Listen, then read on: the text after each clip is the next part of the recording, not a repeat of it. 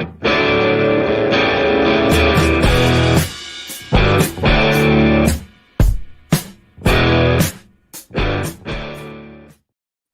up, wake up. It's Monday, April 8th. Great to have you here. Damon Bruce, Larry Krueger. Larry, good morning. Good morning. Good morning to everybody. Welcome to Wake Up on a Monday, National Championship Monday, Purdue or Connecticut. We'll get into it. My daughter's boyfriend went to Purdue, so we're going to be rooting for Purdue, but my sister lives in Connecticut, so her whole family's rooting for Connecticut. So it's the Krueger family very much torn today over Purdue versus Connecticut. Yeah, well, a bunch of you just pansies are standing on the subway platform. I am on the train of hating Purdue, okay? I went to Indiana. I don't care who your daughter dates or where your sister lives. I went to Indiana, and Purdue cannot win a national championship. We just can't have that, Larry. It's I don't need it in my life. I don't want it in my life. Nasty things are being said back and forth on the Twitters about, me making fun of them winning their Final Four game and then partying outside like a Chase Bank branch that's West Lafayette, such a lame college town. And I don't want to live in a world where Purdue's won a national championship. I don't want that. I think they're going to pull the upset tonight. I really do. I think Purdue's going to pull the upset. Look, I've stopped telling Purdue jokes weeks ago, and it's because they're really damn good. A couple of things happened this weekend. I'm kind of saving it for my 11 o'clock show, Larry. I watched more women's college basketball this weekend than in all weekends of my life added together. I spent more time watching women's college hoops over the last 48 hours than at any point in time in my life. Got some things on that. John Calipari looks like he is leaving Kentucky for Arkansas, which in the history of coaching moves, no one ever had that in the books. So there is some really interesting stuff going on around college basketball. And I know that if we started talking about it right now, everyone who came here to hear us talk 49ers would go somewhere else.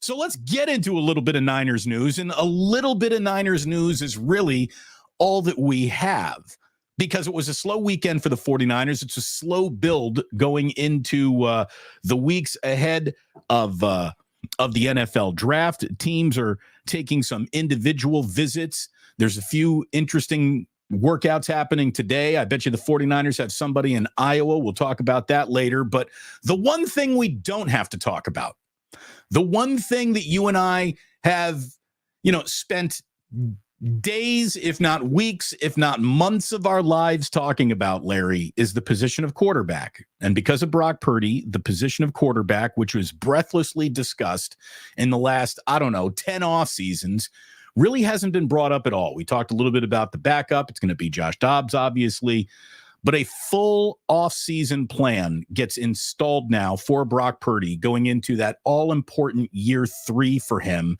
as a pro. And we're already dealing with one of the best starting points really in quarterbacking history.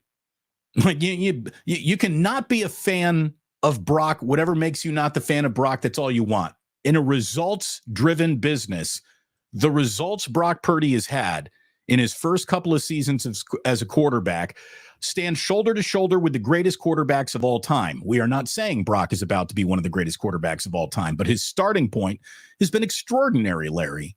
So, real open-ended question. Where do you think it goes in year 3? What do you think year 3 is about to look like? What do you think will be the merits that will be easy to see? What do you think are the demerits that could creep up and throw the year off kilter? Well, I mean, it's just about repping it at this point, just getting more reps, more mental reps, more physical reps, and, in making yourself a little bit better every day. Now, how does he do that? There was an NFL analyst that basically said that I can't say enough that Brock Purdy has so much more potential left to unlock. He's already a superstar, but he's nowhere close to his ceiling. If he ends up reaching his ceiling, Hall of Fame is the least of the accolades that he has the talent and ability to achieve. Who said that? That's one NFL scout recently told NFL Analysis Network that Purdy, he thinks, is going to be, Hall of Famer. Okay. I don't know. I don't know where it's going to go. All I know is if you care about winning, and he does, if you care about getting better, and he does, you're going to do the work and you're going to put in the reps. And when you put in the reps, you get better. You're mentally a little quicker. But I think what what the fans are going to notice is I think when you see him in camp, you're going to see a guy who's a little bit more sudden. So what I mean by that is he's just a little quicker, a little faster, a little stronger. There's a little bit more oomph on his passes. There's just a little bit more juice all around to the athlete. I mean, that's typically what you see. Quarterbacks, including every position included, but quarterbacks are right in that category as well. Just, what do you get from a third-year player that you don't get from a first-year player? You get a little bit more strength, quickness, speed, and then knowing you get 3 years in an NFL weight room. You get 3 years with an NFL training staff. Right. You get 3 years of knowing the nutrition you have to be fueling yourself with to get your best results. You've learned or are very much learning the league.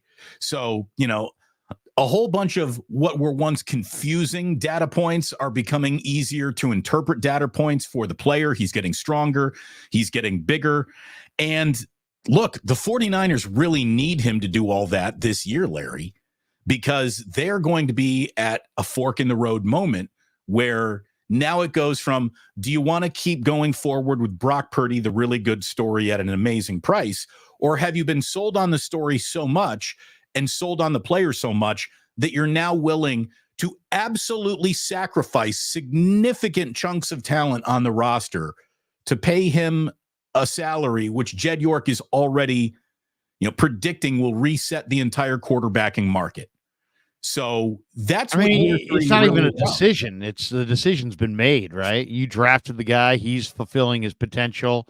You don't really get a decision if whether or not you want to pay him. You have to pay him. I mean, let's just say this. Nobody has ever done the opposite. Nobody's ever drafted a quarterback, saw him play really well in the first 2 years, and just said, we're not paying this guy. We'll find somebody cheaper. So just so we're not a bunch of, 49er cheerleaders waving pom-poms for Brock Purdy here, let me ask you, what could go wrong? Besides injury, what would be the one thing that made Brock Purdy the first ever guy to start so well and then fall so quickly out of favor with the team that he played so well for? What would that be? Well, I don't think anything can go wrong personally with him. He's going to get better. He's going to get better. All players get better. I don't think they're examples of guys. And then they came in that first 2 years, they were great. And then after that, they went crashing down. Now, there are quarterbacks, veteran quarterbacks, that started hot and cooled off. But as far as rookie quarterbacks that came in, played well, you're going to be digging a long time before you're going to find the rookie quarterback came in, played well, and then just evaporated. But what could go wrong is that in paying him 40 times, 45 times, 50 times what he's making, your overall team could suffer. And I think that's the number one target of the offseason for Shanahan and Lynch is figure out how to get this thing structured so that you can now pay your quarterback appropriately and still have depth, still have talent, and still have a Super Bowl contending roster. And it's much more difficult to do than people think. It's a balancing act. It's and it's like, it's a hard cap. So you have somewhere you're going to have to come up with $40 to $45 million worth of contracts and replace them with younger, cheaper guys across the board and not lose a step. That's going to be hard to do.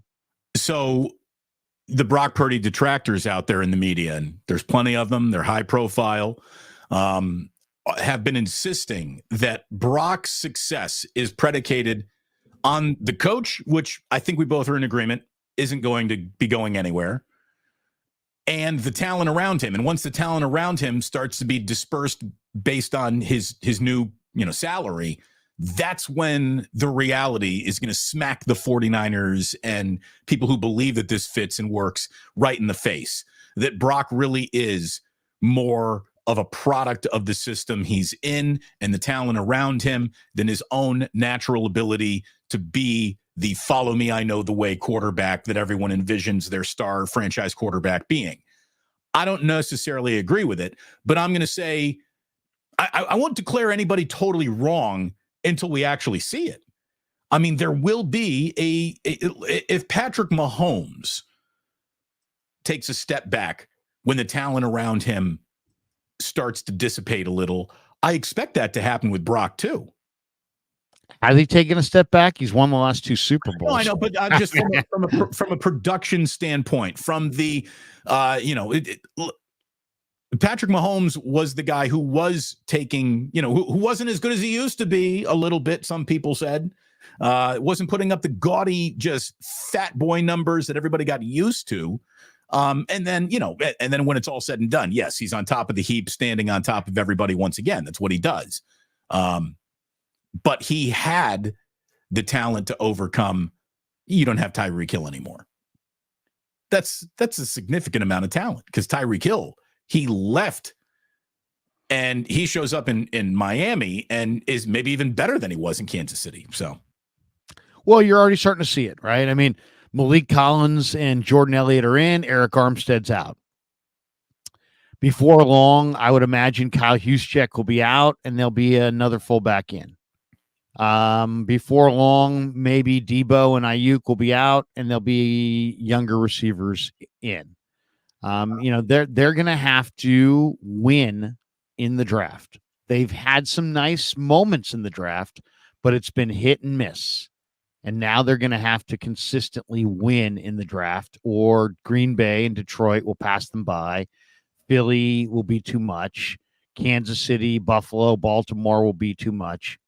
They have to win in the draft. And there's, that they're going to have to find replacements, not just guys who are playing the position, but guys who are as good or better in certain cases, or they're just not going to be as good. It's a huge challenge. It's an absolutely huge challenge. And that's why with Adam Peters moving on to Washington, it makes this draft in a couple weeks, easily the biggest moment of the Niners off seasons in the last 4 or 5 years, because now we're going to find out, was Peters the guy? Is Lynch the guy? Can the Niners replenish their talent? Because if they swing and miss in the first and second round, they will fall short of their goal in the Super Bowl. I mean, and if they hit it out of the park in the first and second round and really start to, accumulate some big time talent, then they're going to ascend and get that ring. So these drafts are vitally important to the 49ers pursuit of a 6th Lombardi. So we're getting closer and closer to that draft. And it seems like, the first couple of round mocks have all been printed so many times. All the draftniks now want to know, well, who might they get in the 5th round? Who might they pick up in the 6th round? Even though all these moving parts and a million trades and 100 different picks can't be predicted. What do you think they're going to do at number 174? And it's a little nuts. It's a little nuts. But you sign up. I think people are just sign up for the nut jobness, and I do too in many ways. But it is crazy that we try to target who would be the 27th pick of the 6th round. Nobody's doing that. I mean, nobody's really doing that. They're just running these mock drafts. I think I got a video that proves you've already done that, but go ahead. No, but I'm just saying, you're just projecting mock drafts, and they give you 7 rounds of opportunities, and so you just run the whole thing through. But ultimately, I mean, it's just about it's about hitting. It's about hitting on key guys. And the NFL draft is about identifying false favorites, because they're all favorites. They're all Americans. They're all this, they're all that. You can, go blind looking at positive reports. You can go blind looking at positive scouting numbers and combine numbers. Everybody's great. And then 3 years in, it turns out that only about half the guys are pretty good, and only about a third of the guys are really great. And, so it's really about identifying false favorites. So it's like most of these draft picks, and just say this to yourself as you're watching these, listening to all these, this guy's great, that guy's great, and I do it myself. Most of these guys are going to fail. And it's just a matter of how are they going to fail? And you have to be able to identify, well, this guy's going to fail because he doesn't work hard. That guy's going to fail because his body's going to fail him. This guy's going to fail because, he's got some attitude issue. This guy's going to fail because he has character flaws. It's a roll of the dice because, people learn from their mistakes. Just because you had a character flaw in college, some guys get beyond it and are like, hey, man, I learned my lesson and I was motivated from there, and they take off. Other guys, you're just getting a snapshot of a pattern that is them, and it's going to repeat itself at the next level. And so the whole draft is about identifying false favorites and being able to, kind of sift through and be able to see, okay, 10 guys all viewed as great. 8 of them are going to be bad. One's going to be, 2 are going to be great. Can you find the 2 that are going to be great? So it's hard. It's obviously an inexact science. But what I also want the Niners to do is realize who they are and how Kyle might actually use some draft picks. And I'm going to say something. I know you're going to push back immediately. I don't want them drafting a running back in this draft. Maybe late, just to have another guy in camp so you have one, or, but I don't want them to spend an early draft pick on a team that has some needs all around on a position which Kyle is so unlikely to actually use the player. We know what Kyle does with his running back. He used to have stable. Then he found McCaffrey, and then no one else was allowed to run the ball. Debo Samuel himself included, right? Now, maybe here in this year with Christian McCaffrey, Kyle will change his tune a little bit. But to me, the guy that he would change his tunes with are already on the team. Elijah Mitchell doesn't need to have more depth chart to battle. He just needs to get onto the field and play. I feel the same way about Mason. I think you feel the same way about both of these players too.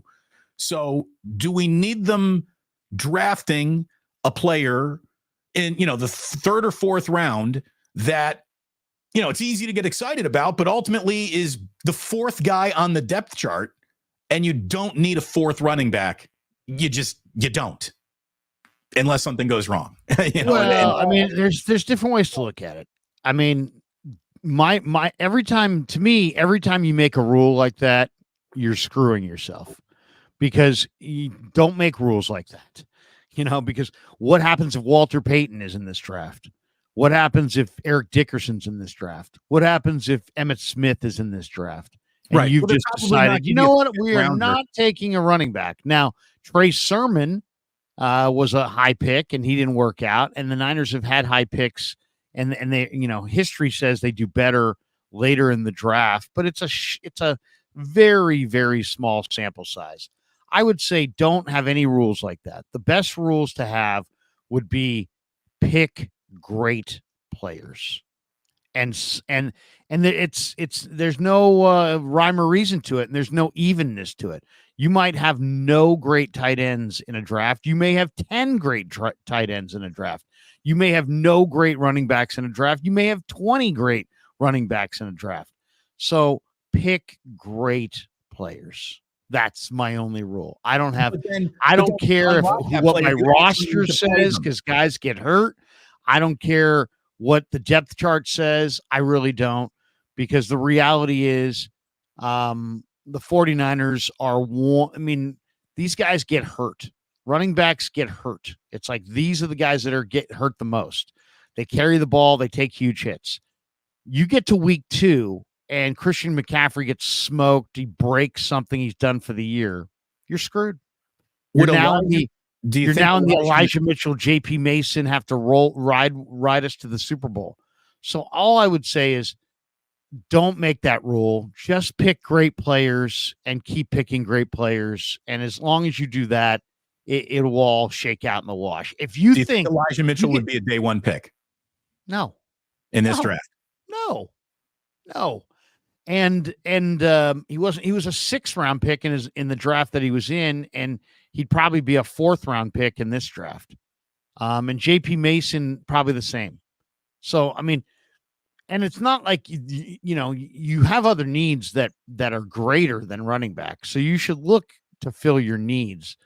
But if you see a great player there, or you feel there's a player there that is going to be great, and we'll talk about one here in a minute, I think you pull the trigger regardless of position. Will the coach use them?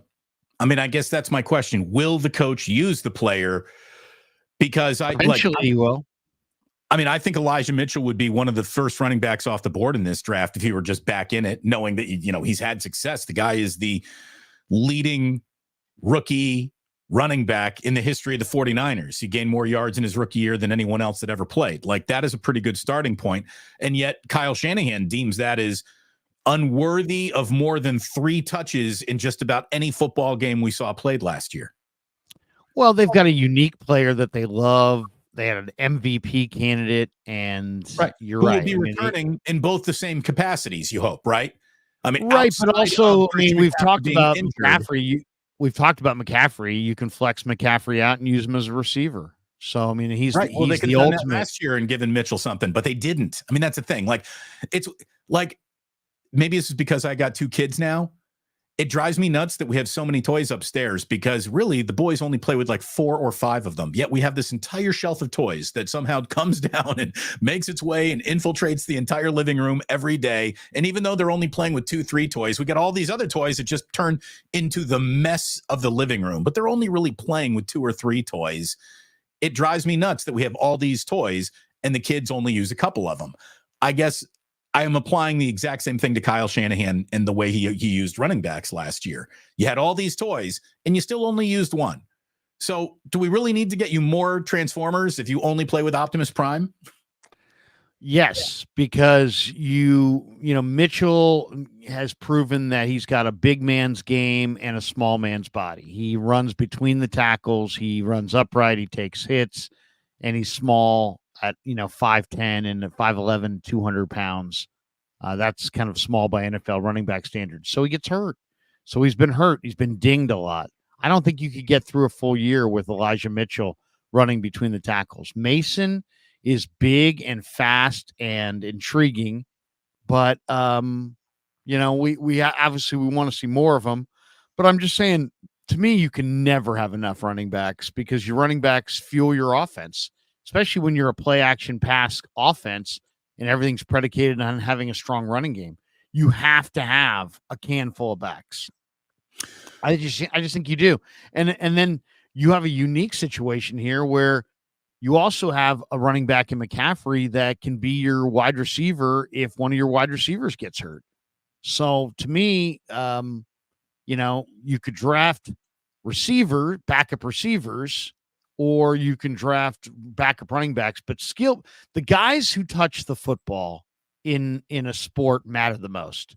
So if you want to change your team from bad to good, get Sam Laporta and get Jahmyr Gibbs and get guys like that, and get David Montgomery.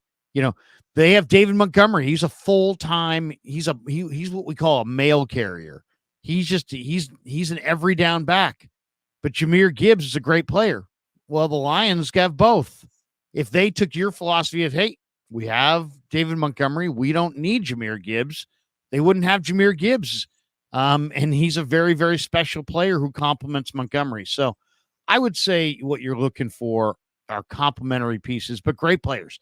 Get great players. Don't make rules about, well, we did this, we did that, or this, or that. Don't make those rules, because those rules just prevent you from getting more great players. Just draft great players. That's it. Hey, whether you're at any position.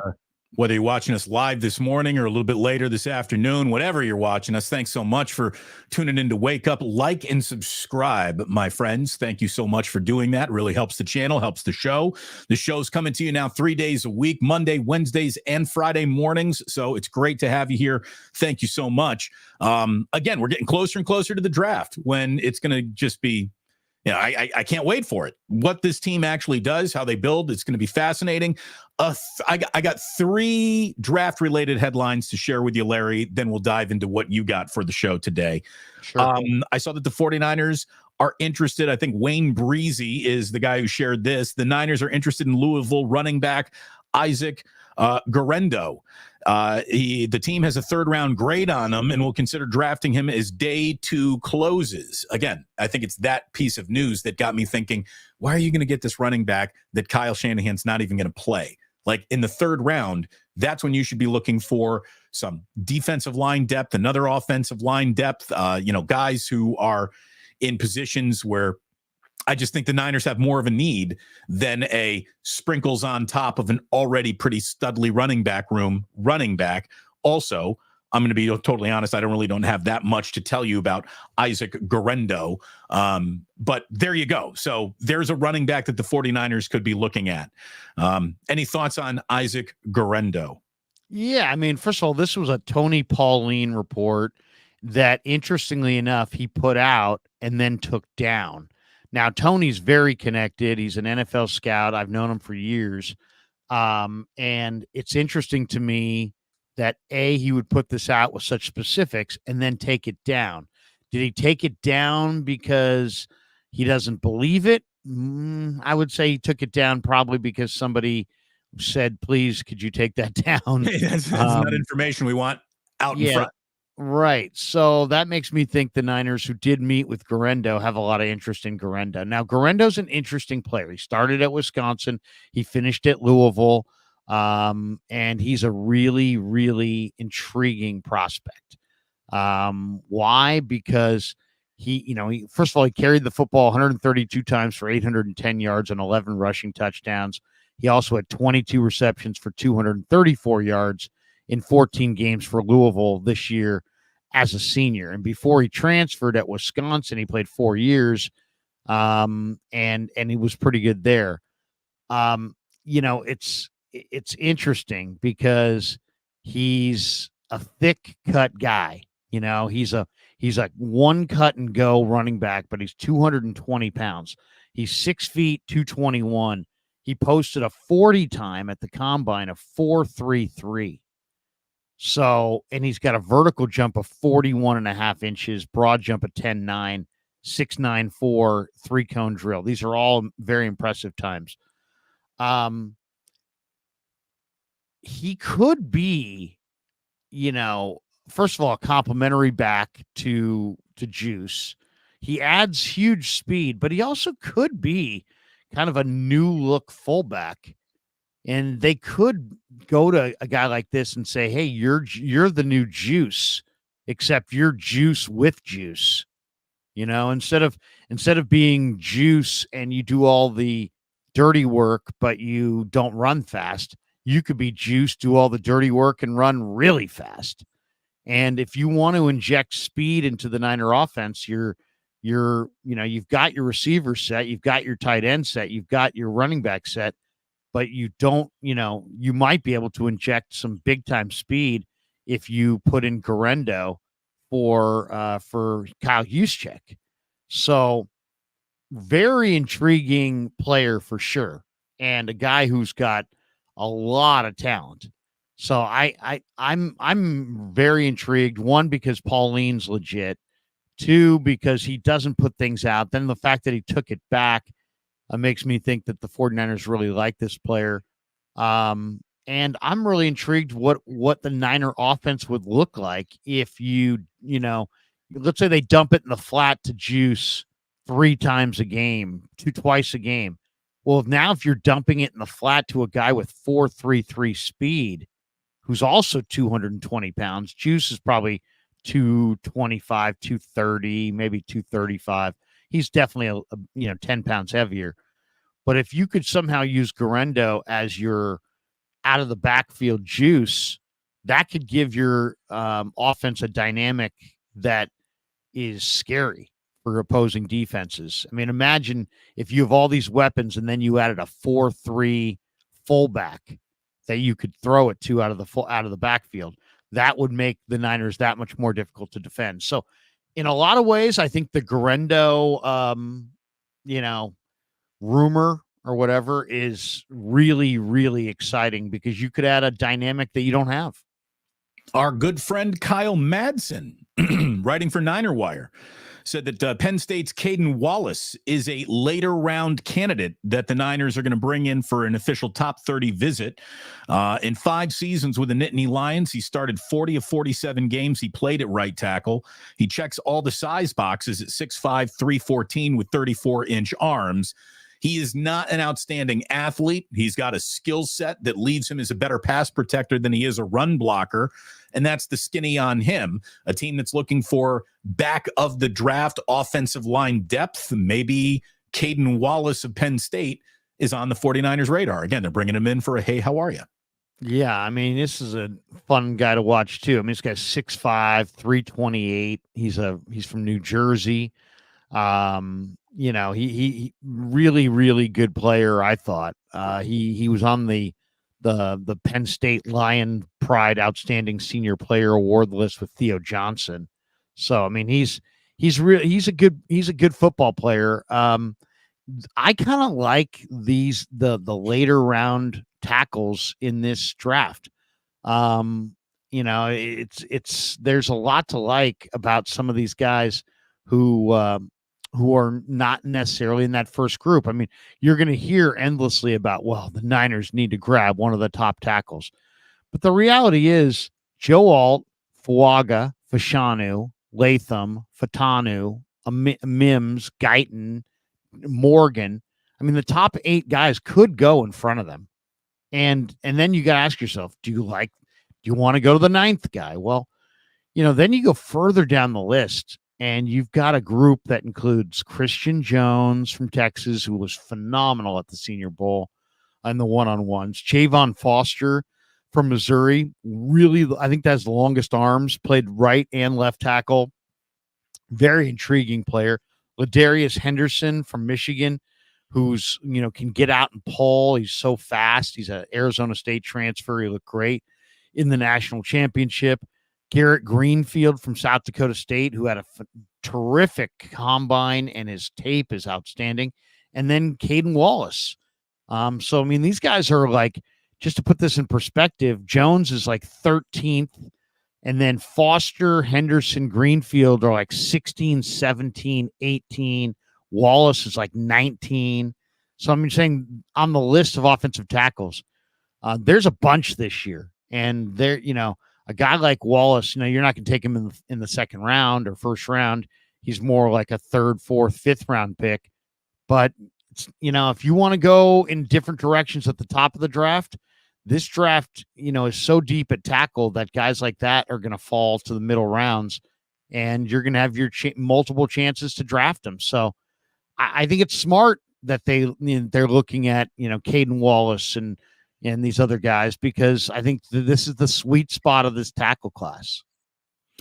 So the other thing that I think is more important than the first 2 that we just talked about, because I like the guy an awful lot, Larry. I really do. And I brought him up to you a couple of weeks ago, and I said, he's a corner. He can play safety. I think he can play the nickel. And I'm going to say it. For a white boy, he's a hell of an athlete. He really is.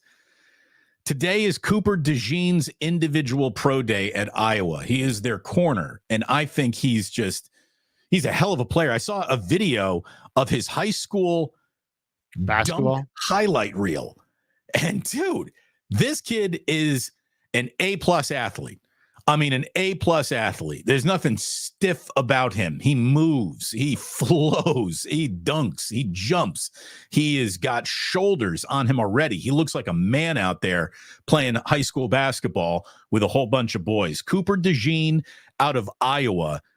To me, man, this is a guy that you could maybe get, Larry, at 31 without even moving, if that's just the way the first round played out.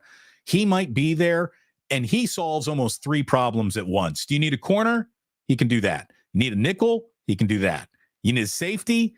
I think he could do that. Maybe not year 1 ready to play that, but after 3 years in an NFL weight room, like you and I were just talking about with Brock, that could be a transition he could make eventually. I really like him, man. If you want to fall in love with a player, go watch his game film. Oh, he's awesome. The guy's awesome. In fact, I had Baldy on Saturday morning, and Baldy said, I said, give me a DB that you really, you think's a difference maker that you like. And he's like Cooper DeJean. And you're Me right. and Baldy, thinking alike. He's gonna run in the 4.4s today. He's 6'1", he's 200 pounds. He set the single season record for at Iowa with 3 picks, returned for touchdown in 2022. It's the guy's amazing. This year he was a unanimous All-American, first team All-American by basically every thing there is out there, from the Athletic, CBS, Phil Steele, Sports Illustrated, Walter Camp, the AP, the Sporting. I mean, this guy's just the guy. He's just a tremendous football player. Last year he was the MVP of the Music City Bowl. He gets the team's hustle award. He can play every spot. I mean, Cooper DeJean now, only thing I would debate that you said is that he could be there. I don't think he's going to be there at when the Niners pick. I think there's a lot of talk that Green Bay absolutely wants him, and we'll see where he goes in the mock draft. But I don't think it's going to be. My guess is he's going to go between 15 and 30, right in front of them. So if they want him, they're probably going to have to move up to get him. But everything you said about him is true. I mean, he's got instincts. He's special. He's a great athlete. I mean, but yeah, they're saying that his floor would be 25, where Green Bay picks. And, this guy's just really special. 10.7 in the 100 meters. The guy averaged 25 points a game in high school basketball. The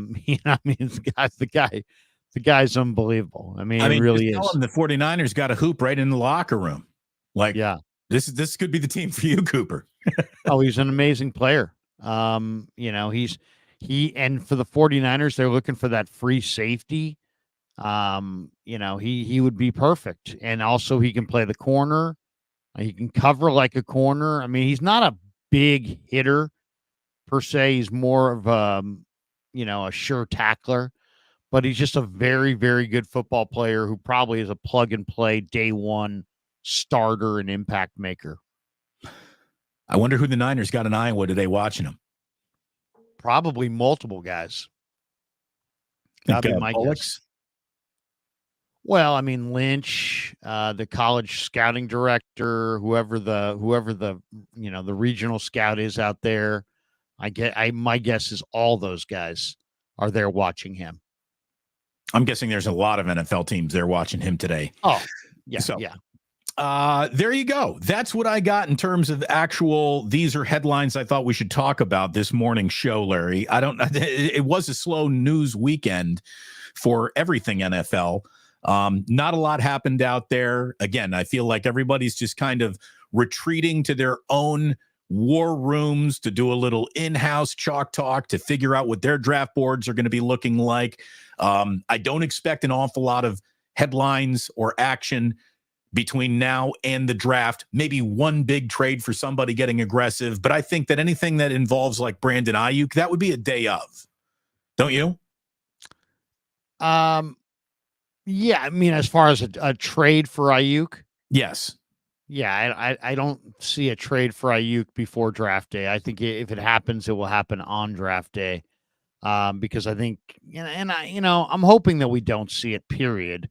But if we do see it, I think it's going to be, it's going to be on draft day with some player that the 49ers, is on the board that they really like, with a team that's willing to trade that pick. Right. It's got to be the kind of trade, Larry, that it would have to be the kind of return that makes everybody go, okay. I realize that we just gave up an awful lot in Brandon Ayuk, but look at what you got back. It's kind of the Godfather offer. Hard to say no to that value. And if Brock Purdy is as good as we say he is, we think he is, he should be able to turn somebody else into the next Brandon Ayuk. I don't want to see it happen. I'm like you. I want Ayuk back on this team. I think that the easiest way to win the Super Bowl in 2024 is to return Brandon Ayuk. It gets harder if you don't. Yeah, but I mean, it's like one of these things that it's like nobody, everybody loves Ayuk. Everybody loves Debo. Everybody loves all their great players. But, it's a hard cap. So you have to get ready to pay Brock Purdy, big money, and somebody's going to have to go. So, if you just say just randomly, hey, you got to make tough decisions. So you're either going to have to cut people or trade people, and not everybody's got trade value. Ayuk does. So it's like we're asking the wrong questions. It's not like, hey, do you want to trade Brandon Ayuk? If you ask 100 Niner fans, they're all going to say no. If I said, oh, do you want to trade Brandon Ayuk or cut 5 guys, who all make good money? Well, then it's like, wait a second, now I got to think about it. Yeah. That's where the Niners are. So the Niners fans are always greeted with, well, do you want to trade Ayuk? And they're, no, don't trade Ayuk. He's great. Okay. But then if you don't trade Ayuk, you're going to have to cut this guy and that guy and this guy and that guy. And then it's like, all of a sudden it's like, well, wait a second. I don't want to cut all those guys. Well, the number one pivot point that seems to be in most chats or anywhere this conversation is being had about what to do with Ayuk, someone will say, well, I got a better idea. Why don't you trade Debo? Debo, I don't want to say is untradeable because he definitely has football value. I think a lot of teams would see a ton of football value in a guy like Debo Samuel, but he's not getting you what Brandon Ayuk would at this point in his career and in his contract. I mean, they're just two totally different players. It's no different than the Buckner Armstead thing. I don't want to trade Armstead. I don't want to trade Buckner. Yeah, but Buckner brings you a first. Armstead wouldn't have brought you a first. So, you know what I mean? So that was that call. So it's like, I don't want to trade Ayuk. I'd rather, but you're not going to trade Debo before June 1st because of the cap implications. And then if you trade him after June 1st, he's not on the team and the draft's gone. So now you're getting compensation for next year. So you're weakening your team. So, you know what I mean? It's like and then if you trade him next year, what are you going to get for him next year? Probably a 4th or a 5th, maybe a 6th, a mid-round pick at best. So it's like, what do you want to, these are all tough decisions, right? Do you trade Debo and take the cap hit? No. Do you trade Debo after June 1st and weaken your team? No. Do you trade Ayuk and maybe get a first or a high second? I don't want to do that.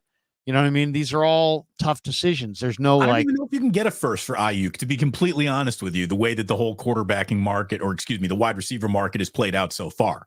Well, we'll see. But I mean, I think they probably can. If they can't, maybe they can get a high 2. But maybe you could get a multiple picks. Maybe you could get a 2 and a 3 or something like that. You got to remember this. Ayuk is unique in that he's 26. He's entering his prime. Doesn't have a lot of mileage. His body's healthy. He's an all-pro receiver. He's coming off an all-pro season. So he's a little bit higher rated. People are saying, well, Diggs is 30 with like a bad attitude, and some people have character concerns. They're not the same guy, and they don't have the same value proposition. Over here in the chat, our friend Steve Cass, he brings up a point that is absolutely, I think, worth you and I talking about here, Larry. He says this is stupid talk, period. Because the 49ers don't have to do anything with Ayuk because they have 2 years of control on him still in effect for 2024. Plus, they can franchise tag him in 2025. Again, if that doesn't get you compliant with the cap to pay Brock Purdy. Right. That just means that you don't have to do anything with Ayuk specifically. But then when you go through the list of options, there aren't too many guys that you can. He's going to make a grip of cash. I don't think you can pay Ayuk the kind of money that he's probably deserved and pay Brock Purdy what he's deserved. You're probably going to have to choose. And yeah, you can if you love Brandon Ayuk to the point where you want to keep Ayuk at all costs, you can, but then you're just going to have to make super tough decisions elsewhere on your roster. Nobody's saying that they have to move Ayuk. What we're saying is he is the guy that has the value. He's the guy that teams would actually trade for. Right. The other guy should just cut it. And he's the guy, Larry, who represents the contract of a bridge too far once we kick in with Brock's new deal. So again, it's timing. He's in this space where timing puts him in play as much as anything. So it's a tough choice. It really, really is. I think that there's also something that, Steve might not be thinking about, and it's fine if he's not thinking, but you really piss off your locker room if you take guys that are respected and treat them like franchise tag, where you're under contract, you're under control. We don't want to reward you yet. We don't have to yet. It just sends the wrong message. And I don't think the 49ers want that message sent in their locker room. They don't want to piss off Brandon Ayuk in their locker room. They don't want a player holding out. And now you not only do you not have the player that you hope to have, you don't have the player that might have been traded for a player that you would have. You just have a holdout. You don't want that going into this year. You want to be ready to go, first whistle of week 1. And you don't want holdouts. You don't want anger. You don't want pissed off guys on your roster. You just don't. Yeah, I mean, if you you can do things unilaterally, but I mean, it doesn't mean that you're going to get the kind of production you want out of the player or the kind of attitude that you want out of the player. Do you want a guy being an island unto himself and sitting there just angry, stewing all year in the corner of the room? That's counterproductive. So, I mean, they got to make some tough decisions, and it's none of this is easy. This is what happens. This is why, teams want quarterbacks on rookie deals, because they're making $1 million. They're making $1 million, $2 million instead of $50 million. And it just roster construction. I mean, Lynch talked about it. We didn't exercise. We put up when they were talking about paying Jimmy G or staying with Jimmy G, it's like, well, we're going to stay with the veteran quarterback, and what kind of roster can we build around him? Then we're going to put up on the board the rookie quarterback and see what kind of roster we can build around that guy. And I think that's ultimately what they were committed to, not necessarily Trey Lance. And when Purdy stepped in and was like, oh, I'll give you a guy who can play the position right now, and that savings, they're like, oh, we're going with him. We love him. And now that whole thing's coming to an end after this year. So, right. I mean, Purdy represented an insane amount of savings, because normally you got that, well, he's your new rookie quarterback, but he's a top pick, which means he's still making millions of dollars on his rookie year. Brock Purdy was making like $780,000. I mean, it was an absurd advantage that the 49ers, unfortunately, have yet to be of advantage of. And this is their last year under this model, which makes it, I think, the single most important year of the entire Kyle Shanahan era. Like, this might really be that moment where this is the year he wins a Super Bowl, or Kyle didn't win a Super Bowl with the 49ers when it was all said and done. He was a really good coach. He got really, really close, but he was never able to do it, because it feels like it's just going to go so back to the drawing board in 2025 with the new model of Brock being paid. I mean, there's a chance that Brock could seriously enter the conversation at $55 million a year, Larry. I mean, if he wins a Super Bowl this year, absolutely. Oh, well, if he wins a Super Bowl, you can, then no one cares anymore. Well, but it's still gonna, but you're still gonna have to cut those other players, right? If he wins the Super Bowl, so it's right. That time for the Niners coming no matter what. Yeah, it's time for the Niners to not just hit and then miss and then hit and then miss. It's time for them to really hit. And this year's evaluation of these draft picks is easily the most important during this era for this reason. Because if they do what they've done, which is hit and miss and hit and miss, they will fall behind Green Bay and Detroit and Philly and Kansas City, and they'll be in that very good team, but not as good as the best teams category. That will happen if they go the same route they've gone. If they can somehow dial up their hit percentage and add some great players, then they may be able to stay on top and win it all, and maybe even kind of be the very top team with a quarterback that's also ascending and getting better. Good times. It's good times to be covering the 49ers. Welcome to Wake Up. It's wonderful to have you here. Like and subscribe. Before we get into some super chats here, Larry, what do you got? What do you got on your side of the table that you haven't pushed into the middle of the chip pile yet? Well, I did, as I mentioned, I had Brian Baldinger on, and I wanted to talk to Baldy about we wanted to get together with Baldy in Vegas, and we couldn't make it happen. His schedule's incredible. He's a busy guy. He's a very busy guy. And then I finally pinned him down. I said, hey, do you have any time at all with the draft coming up? And he said, hey, how about Friday night? We can tape something. I said, perfect. We'll tape something Friday night. I wasn't going to play it on a Friday night, waste it, but we reran it on Saturday morning. He made a point when I was asking him about offensive line play that I thought was a tremendous point. And his point was that, and this is a former NFL offensive lineman, so I mean he's pretty much in the know on this. He not only did he love Cooper DeJean, and he loved Johnny Newton from Illinois on the defensive front. My boy Amarius Mims. I asked him about who's his favorite offensive tackles. Who did he say for offensive tackle? Let me see here. He did give a name.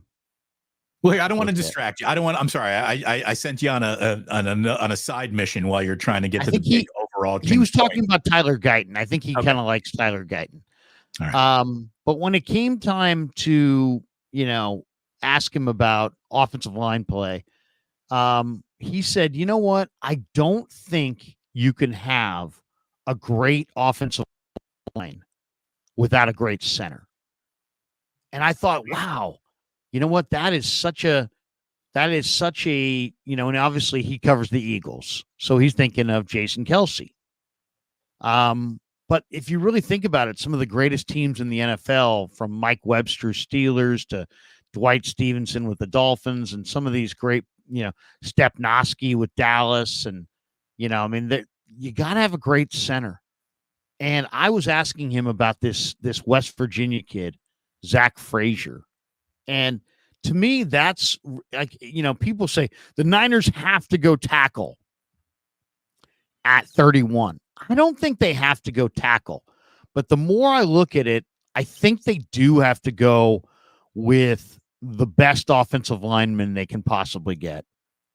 And because they need an offensive lineman. And then when you look at this kid from West Virginia, Zack Frasier, he's a great offensive lineman, Damon. 6'3", 310. And it's funny. He said that I talked to a pro personnel or a college personnel director who said that kid could start for me right now, day one. And when you look at Zack Frasier's, film, he's dominating, right? He's burying guys and he's just totally dominant. Then you look at his report, 2-time All-American, 3-time All-Conference, 3-time team captain, 2-time Iron Mountaineer, which is their big internal award, 3-time academic All Big 12 conference first team. Got to have a smart center. Then you look deeper into the profile and you're like, okay, this guy was academic All Big 12 as a first-year player. He played offensive line at Fairmont Senior High School. He was the captain of his high school team. Then you look at his wrestling record. First of all, he graduated high school with he graduated West Virginia with a bachelor's degree in December with a 4.0 GPA. his father played football in college. He's married already. And then you go look into his wrestling, which I always love the wrestling background. He had the highest winning percentage of any high school wrestler in the history of Marion County, West Virginia. 4-time heavyweight wrestling state champion. I mean, this guy. He fights in closed space, Larry. Right. I mean, this guy's smart and tough, and he understands leverage, and you watch his film, and he's dominant. And NFL personnel people are saying he could start right away. And to me, you draft Zack Frasier at 31, you might even be able to trade back 4 or 5 spots. He's projected to go in the middle of round 2. But even if you didn't want to do that, you take him at 31, you plug him right in for Jake Brendel. I think you could probably cut Brendel and save your $5.8 million or whatever Brendel's making. You may have a dominant center. Right in front of Brock Purdy, you may have a dominant plug and play week 1 impactful center. I mean, Jake Brendel is like 6'4", 280, 285, something like that. This guy's 6'3", 310, and just has unbelievable power and leverage and smarts and intensity. And I think the more I get close to the draft, the more I think, you know what, that's the guy. You know, don't go for the 8th best tackle. Get the best damn center that's in this draft that is going to make a huge impact right away, and then come back in the later rounds for a guard or a tackle or both. Well, you know that I'm also big on Burford in year 3 improving. And look, Colton McKivitz was so bad, all the Niners did was go to overtime in the Super Bowl. Like, they return an offensive line that won an NFC championship. Right. Every single one of them's coming back. So it's not exactly the all hands on deck, red alert crisis that a lot of people have made it out to be. So I do think you could survive another year with McKivitz. I really do, playing right tackle. You get better in the middle. Makes a lot of sense. Yeah, I'm just saying, if you got a dominant center out of this draft, and you could put that guy right in front of Brock Purdy, now you've got, you're protecting him in the A gap. And I just think that might be the more I look at it, and I've looked at it different ways. Do you go D tackle and then offensive line? Do you go offensive line and then defensive line? I think you probably go on the line of scrimmage early. Maybe not. Maybe they go corner. Maybe they go receiver. Maybe they go linebacker. Maybe they go safety. I mean, there's other options. But I think, almost every mock draft that I have right now starts with Frasier at 31. I just think that he's the pivot point up front. And then, you can scheme your draft after that. But the more I watch all these guys, I mean, they're all good, but this guy, I would almost put my name to, is going to be very good or great. There you go. Larry Krueger's credibility riding with the center from West Virginia. Yeah, that's right. I like it. I like John it. Denver, take me home. Country there you road. go. Country roads. Mountain Mama, take me home. There you go. All right. So McKivitz would love it.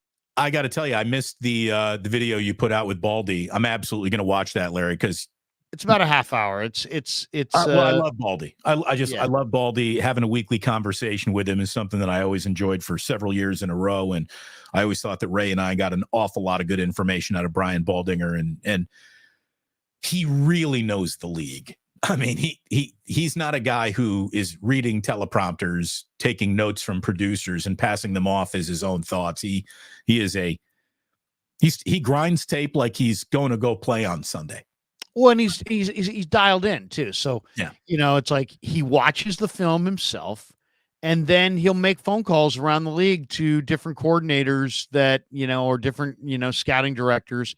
And since he's, on the NFL Network, and he's a former player and he has that credibility, they tell him for background. Yeah, like one of the other things that came out I thought was really interesting is that, I think the 49ers, Damon, are going to get a tight end in this draft. They're not going to get Brock Bowers. He's going to go super high, but they're going to try to find the replacement for George Kittle. And I asked Baldy, I said, Baldy, who's your tight end? There's a bunch of them in this class. Some are receivers, some are blockers, this and that. What are you hearing? What do what's the word on the street? So on and so forth.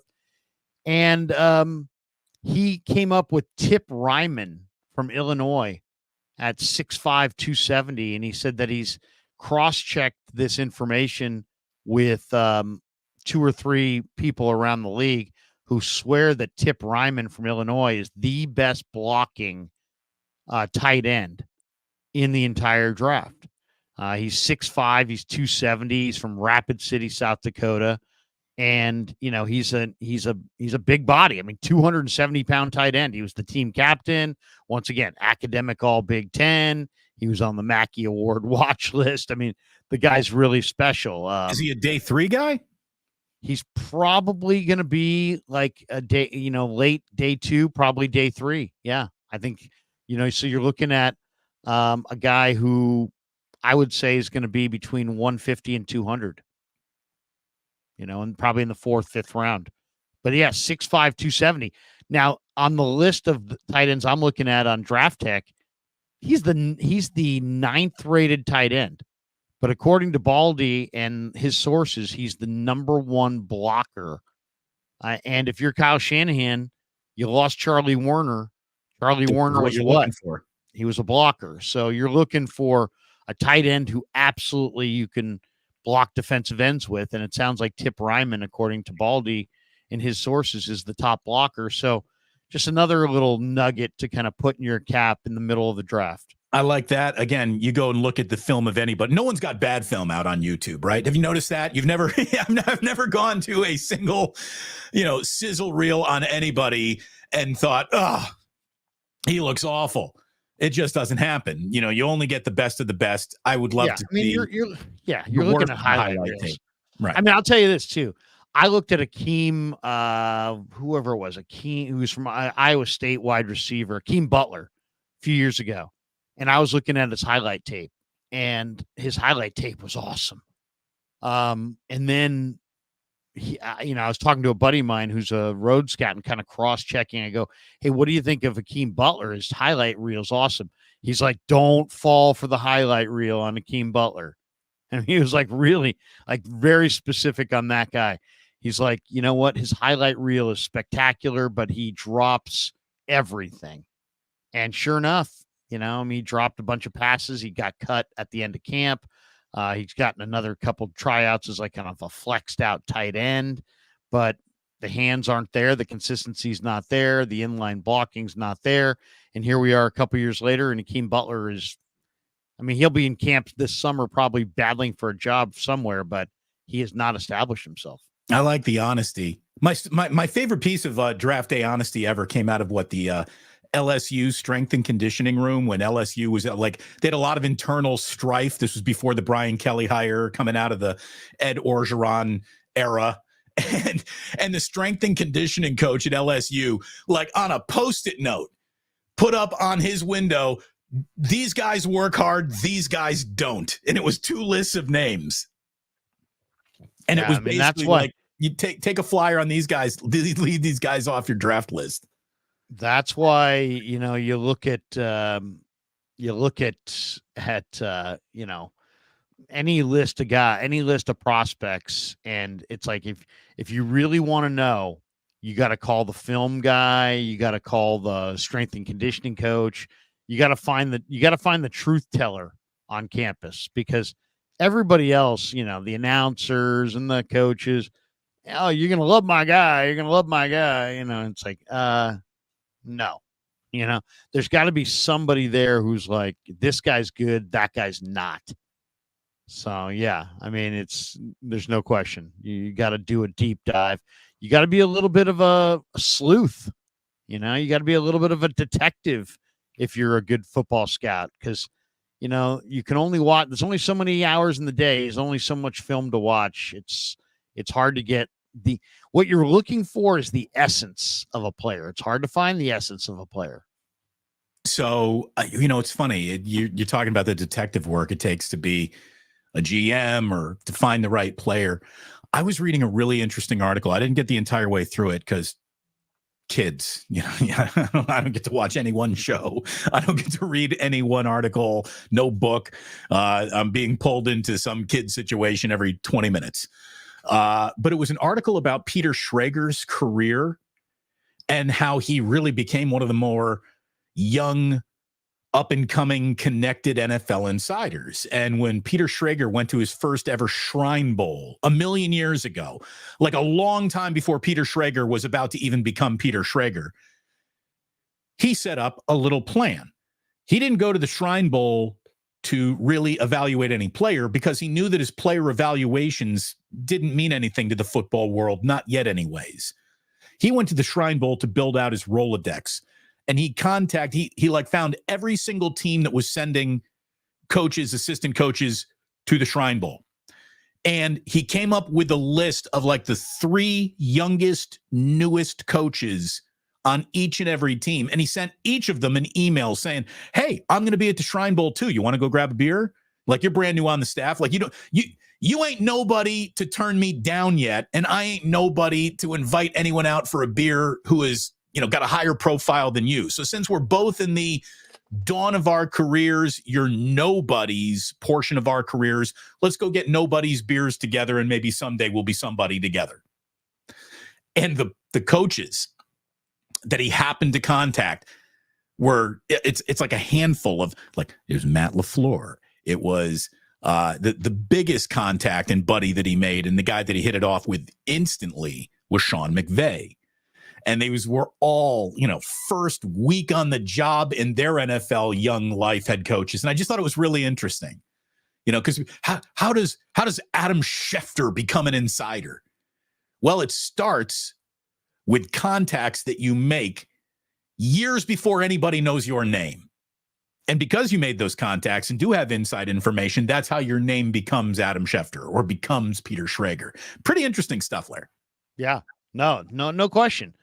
It's funny. Brian Benefitemi, we worked with at KMBR, was a producer, and he wanted to get in with, have this Rolodex of guys. And he's like, how do you develop it? I'm like, you go interview. You don't interview the GMs, you interview the assistant GMs and the scouting directors and scouts, because those guys eventually you're going to ascend to the top, and then you're going to have all these connections with general managers. And then, we started doing that. We started interviewing all these different assistant general managers, and then a few of those guys got jobs, and it was like, whoa, suddenly we've got, 4 or 5 general managers, like their cell phones in our phone, and in a pipeline of guys. And it's especially if you do the work and talk to these guys ahead of time, then all of a sudden it's like, hey man, you're not just the media guy, you're like a buddy of mine who I met along the road. And that, when you can get in that category, then you get return calls much, much faster. That's how you develop trust. Yeah, absolutely. I'll give you one. I'm working on a video right now. You said, what do I have? I'm going to give you something that you're going to see here, and you're wait until you watch this little film. Give me this idea, Larry. I'm going to rip it off, and I'm going to beat you to the marketplace with it. My pen is ready to go. Like, give me a good idea. Give me a good idea. Okay. So I'm going to share the screen on this one because he's really got something coming. Yeah. He's sharing the screen, everybody. I'm sharing the screen. Okay. So this is a sleeper prospect defensive end. And I just wanted to show you the strength of this guy. Let me tell you who he is first. His name is AJ Simon. He's a defensive end who plays for the University of Albany. Yeah, he's a Dane. He's from Tobyhanna, Pennsylvania. He went to Pocono Mountain West High School. His name is Amitral Simon. He goes by AJ Simon.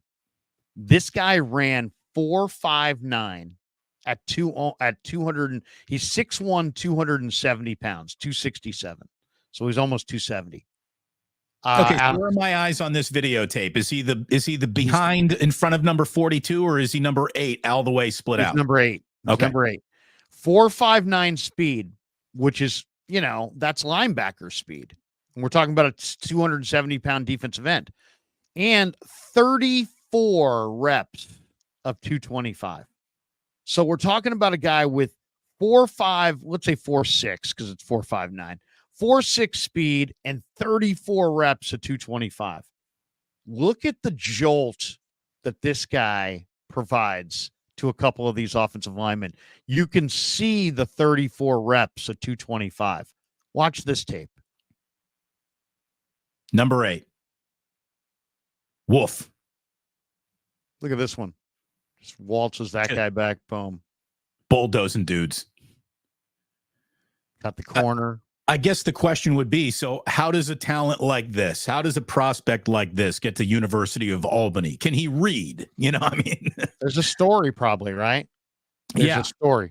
My mom did this. I did that. My family needed this. I missed out on this test. I tore this ACL. I worked at Krueger's. I'm interested. A torn ACL. No, I know you're not saying he's a torn ACL, but I'm saying, he probably does. You're right, Damon. He probably has some story.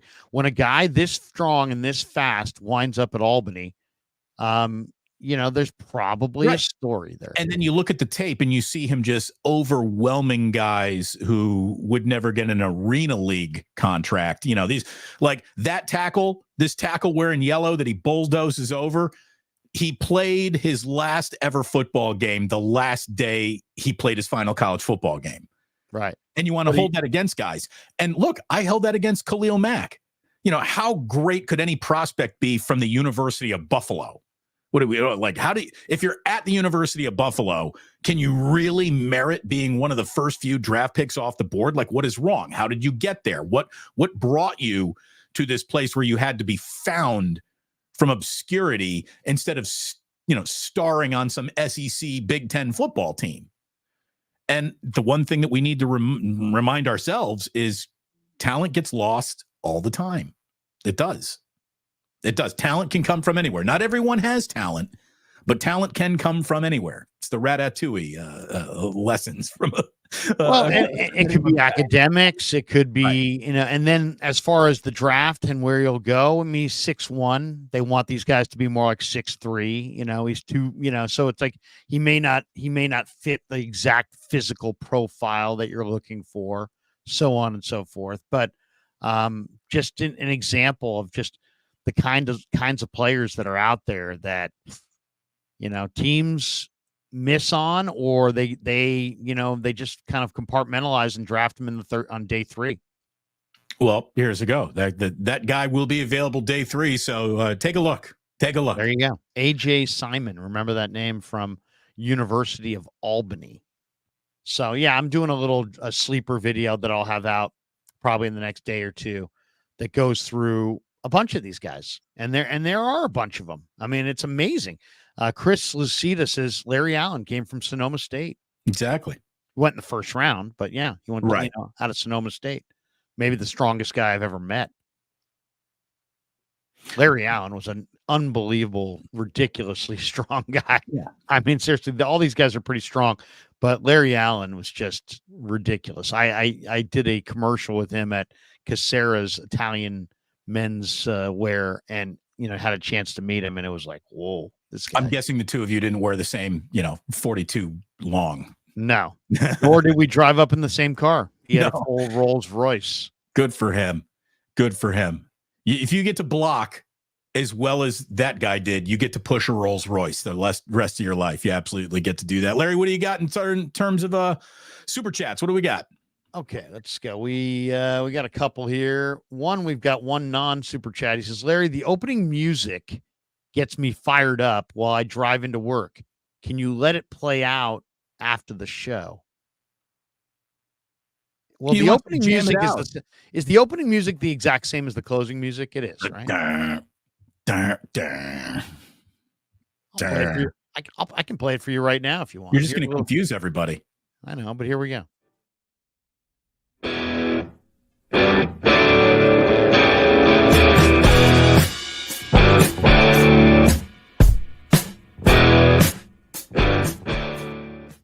Yeah, I want to hear Fish jam that out for like 35 minutes at when I get to the Sphere later this month. There you go, Robert. Hope you enjoyed. Mike Baker says, I watch a ton of 49er content. You two are my faves by far. Thank you, Mike. Thank you. Mike, we appreciate that. There's a lot of choices out there. Kyle Bent says, keep Ayuk and draft Zack Frasier or Graham Barton is the best option, ? After that, focus on cornerback, safety, and tight end. I'll tell you the story that we hit on. I think we hit on it Friday. And if we didn't, forgive me. But I know Chase Sr. and I talked about it on Friday. May have broke right at the end there. But there is a rumor that Budda Baker is going to get dealt. Yeah, we did talk about that. 49ers are one of 3 teams. Now, I don't know that the Niners can make that work because he makes a ton of grip of cash himself. But, man, I think that Budda Baker is going to get dealt for a day 3 pick. I don't think it's going to be a high pick, folks, because of what he makes. He's 1 year away from free agency. If you could somehow fill, that's like kind of one of my favorite little tricks of the trade as well. You draft, in the first 5 rounds, you get to the 6th round, and you're like, well, this guy could be good. That guy could be good. We could go for this sleeper. Okay. Or we could trade this pick for a really good veteran. For a proven player. Yeah, I think when you're having a really good draft and you can trade a 5th or a 6th or a 7th round pick for a really good veteran, I think that just cements a dominating draft.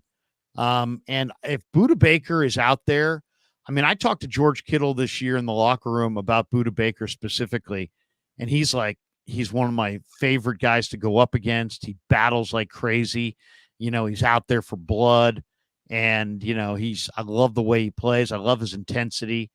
Budda Baker, and I asked Baldy about Budda Baker, and he thought that Budda Baker would be a phenomenal fit for the Niners scheme at free safety with, Afonga and Jair Brown kind of sharing that strong safety spot, Budda at the free safety spot. I mean, that's the thing. The Niners may need a player or two in the secondary that is actually going to play for them this year. And we talked about Cooper DeJean up front. Could you imagine if you could add Cooper DeJean and Budda Baker to your secondary? Well, that would be spectacular. That would be. That would be very interesting. So there it is. Larry, I think that we have taken all of the 49ers news, conjecture, rumors, innuendo, and highlights and packaged them into an easily digestible show, hopefully for everyone who watched today. Thank you so very, very much for tuning in. Like and subscribe on your way out. And as you know, Larry, all of this, it's an inexact science. And as I look at the inexact science, I now hesitate to write down names and put them in envelopes. But I'm telling you, Cooper DeJean, not bad. You might want to take a look at that. It's so funny that you said that, Trent. Who do you got tonight? Are you going with the Boilermakers? I told Tom I like Zach Edey. I told Tate I'm a big fan of Zach Edey. I'm thinking about ordering a jersey of Zach Edey. I was a fan of Gene Katie. I didn't love the comb over, but you know what? I really love Zach Edey, and I love saying Zach Edey. And he's going up against that other guy from UConn who's also kind of big. He's like 7'2" and like 290. It's a big man battle tonight. Old school big man battle. Connecticut. Everybody says Connecticut, Tom, and I always said Purdue. I've been to West Lafayette. I haven't taken Tate there, but I'm thinking about maybe telling Peter you should open a Michi's there. A Michi's would do fantastic in West Lafayette, Indiana, but I got to go Purdue because of Zach Edey. Go UConn. Go UConn. I don't want to live in a world where Purdue's got a national championship banner hanging in Mackey that actually means something. Go UConn. What I love about Edey is he looks like the kind of guy that could tear his ACL and come back and really battle in the NBA. And a big win, by the way, last night for our Golden State Warriors. And I got to say, Trace Jackson Davis, if we're going to talk Zach Edey, as Ralph says, Zach Edey, Ralph likes to go high pitched on that stuff. I got to come back with a Trace Jackson Davis, who was phenomenal last night against the Utah Jazz, not the Utes, the Jazz, Damon and Lowry. And I'll tell you, I kind of like Trace Jackson Davis. Not just the three names. The kid's got real game. I told you he did. I told you. And let's not forget a little Giants baseball. Tonight, I was ready to forget a little Giants baseball. Snell.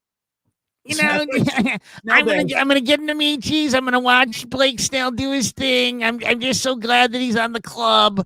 It's the kind of guy that makes me want to travel with the team. Hold on, Larry. Let me look real quick, because I know you're on Jung-Hoo Lee batting average watch. Jung-Hoo Lee hitting 205. Live 205. Live 205, Larry. It's a hitterish 205. Here's a kid that's got a lot of talent, but I'll tell you, people, I think it might be a little Damon and Lowry, a little premature to sing that kid's praises as an all-star. You got to let it breathe a little, You but pay him like an all-star from day one. I mean, that's the important part. You want to pay a guy who's never had a major league at bat $19 million a year to see if he can do it or not. I would have given him $19 million a year as well, but maybe more for like a year or two. But Farhan is a smart guy, and he said, you know what? There's somebody we need to pay $19 million for the next 6 years. And on that note, all I've got to say is have a great day to everybody. Thanks for watching Wake Up with Damon and Lowry.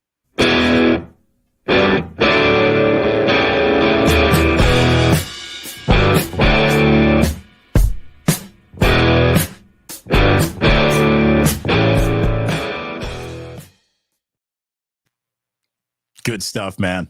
That's right. I totally forgot. It's fucking